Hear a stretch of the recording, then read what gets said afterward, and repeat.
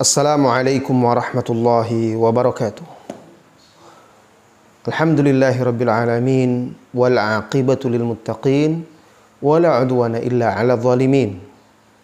Asyhadu an la ilaha illallah wahdahu la syarika lah wa asyhadu anna Muhammadan 'abduhu wa rasuluh. Sallallahu alaihi wa ala alihi wa ashabihi wa man sara ala nahjihi wa tamassaka bi sunnatihi ila yaumiddin wa sallama tasliman katsira, amma ba'd. Saudara-saudari kaum muslimin dan muslimat yang semoga senantiasa dirahmati dan diberkahi oleh Allah tabaraka wa ta'ala. Alhamdulillah, kita bertemu kembali dalam video ini di mana kita berbicara seputar bimbingan Islam dalam membentuk generasi soleh harapan. Generasi yang sehat, kuat, jasmani dan rohani. Nah, kita masih tentang tanggung jawab orang tua dalam membina, membentuk, mendidik jasmani seorang anak. Nah, di antara perkara penting di dalam Islam yang termasuk menjadi tanggung jawab orang tua terhadap anak-anaknya, tanggung jawab para pendidik, yaitu menjaga, membentengi, melindungi si anak dari penyakit-penyakit yang menular. Rasulullah sallallahu alaihi wasallam pernah bersabda di dalam hadisnya yang diriwayatkan oleh Al-Imam Al-Bukhari secara muallaq. Beliau bersabda, "Firra minal majzumi firaraka minal asadi."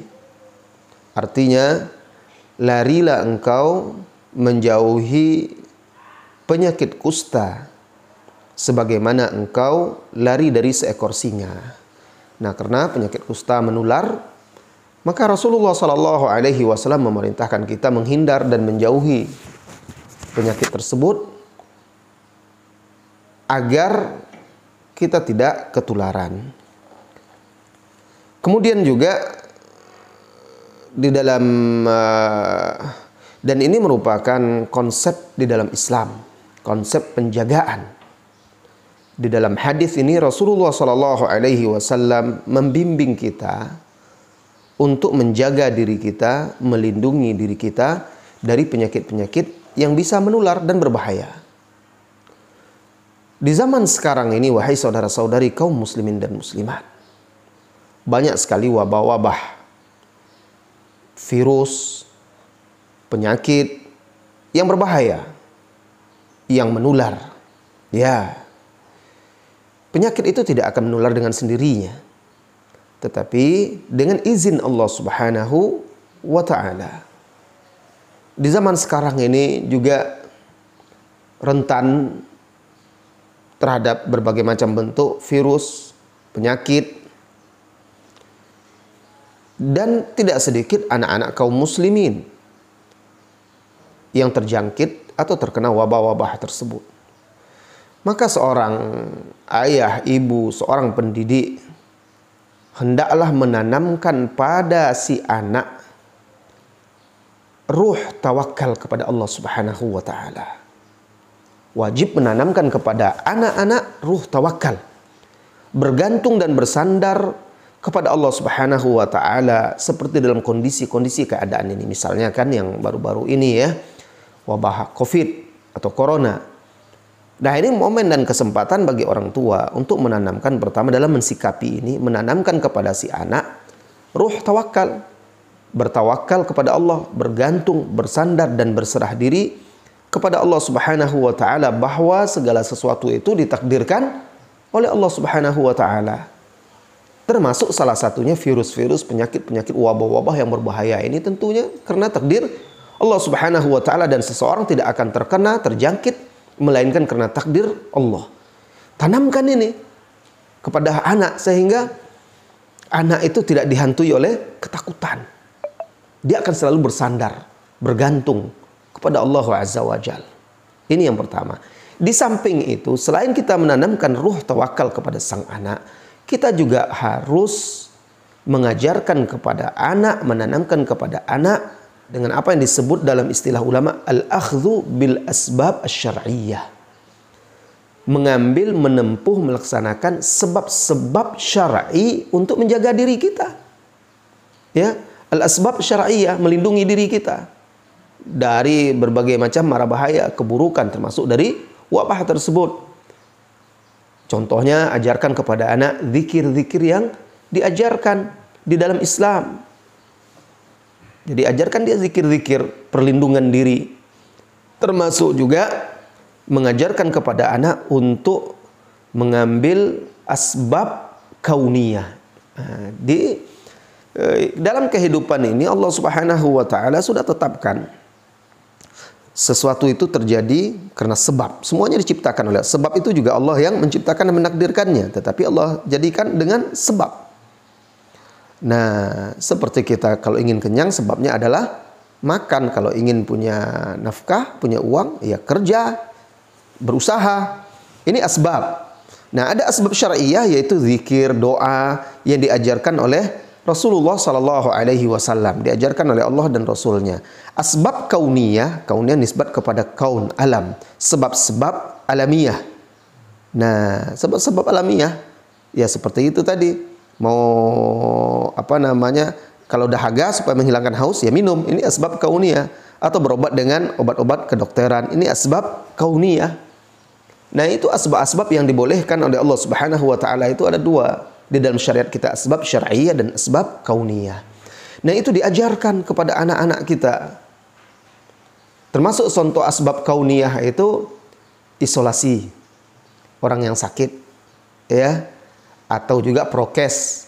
Kalau di zaman sekarang ya, protokol kesehatan, memakai masker misalnya, mencuci tangan. Ini kan asbab-asbab kauniyah untuk menjaga diri kita dari penyakit-penyakit dan juga menjaga diri kita dari wabah serta virus di zaman-zaman sekarang ini. Apa landasannya konsep penjagaan diri kita ini? Yaitu hadis hadis Rasulullah Sallallahu Alaihi Wasallam tadi. Rasulullah Sallallahu Alaihi Wasallam bersabda, "Firra minal majzumi, firaraka minal asadi." Larilah engkau dari penyakit kusta sebagaimana engkau lari dari singa. Kalau kita bertemu dengan singa, bagaimana kita? Pasti akan menjauh secepatnya dan menjauh sejauh-jauhnya agar tidak dimangsanya. Begitu juga. Nah, ini maksudnya. Ini salah satu konsep di dalam Islam itu, ya. Salah satu yang menjadi landasan konsep isolasi orang yang sakit, ya, dari orang yang sehat. Begitu juga protokol-protokol kesehatan itu. Sebenarnya landasan konsepnya salah satunya adalah ini. Di dalam hadis yang sahih yang diriwayatkan oleh Bukhari dan Muslim, Umar ibn Khattab radhiyallahu anhu ketika itu sedang berangkat menuju Syam dari kota Madinah. Di utara kota Madinah, dia terus berjalan sampai ke suatu tempat sebelum negeri Syam. Wabah taun melanda negeri Syam. Dan di waktu itu dia belum sampai ke kota Syam lagi, ke negeri Syam, sudah menjelang lah. Wabah sudah datang, merebak. Banyak orang-orang yang meninggal, yang terjangkiti oleh wabah taun tersebut. Maka sahabat Abdurrahman bin Auf menyampaikan kepada Umar ibn Khattab radhiyallahu anhu bahwasanya Rasulullah sallallahu alaihi wasallam pernah bersabda, "Idza sami'tum bi ardin fala taqdumu alaihi, wa idza waqa'a bi ardin wa antum biha fala takhruju firaran minhu." Apa kata Abdurrahman bin Auf radhiyallahu anhu kepada Umar, Rasulullah, saya pernah mendengar Rasulullah sallallahu alaihi wasallam bersabda, apabila kalian mendengar di suatu negeri terjadi wabah taun, maka janganlah kalian datang ke negeri tersebut. Dan apabila terjadi taun itu, kalian berada di negeri itu, jangan kalian keluar dari negeri itu karena lari darinya. Ini dalam rangka isolasi tadi, agar penyakit tidak merebak dan menyebar luas, membatasinya. Maka mendengar hadis tersebut, Umar Ibn Khattab radhiyallahu anhu langsung pulang ke kota Madinah. Tidak jadi, dia batalkan pergi ke Syam bukan karena takut. Itu seorang sahabat mulia, dia tidak takut kecuali kepada Allah Subhanahu wa taala, tetapi karena ini ajaran dan petunjuk Nabi sallallahu alaihi wasallam, bahkan ini bagian dari tawakal kepada Allah Subhanahu wa taala.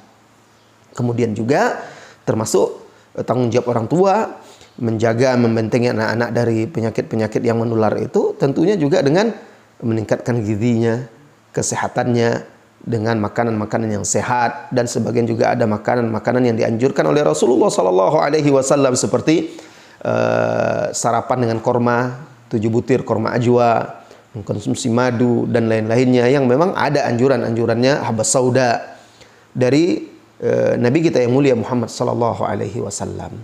Nah, ini dia tanggung jawab orang tua dalam menjaga anak-anaknya, termasuk pendidik juga, dari penyakit-penyakit berbahaya dan menular khususnya di zaman sekarang ini. Wassallallahu wasallam ala nabiyyina Muhammadin walhamdulillahirabbil alamin. Assalamualaikum warahmatullahi wabarakatuh.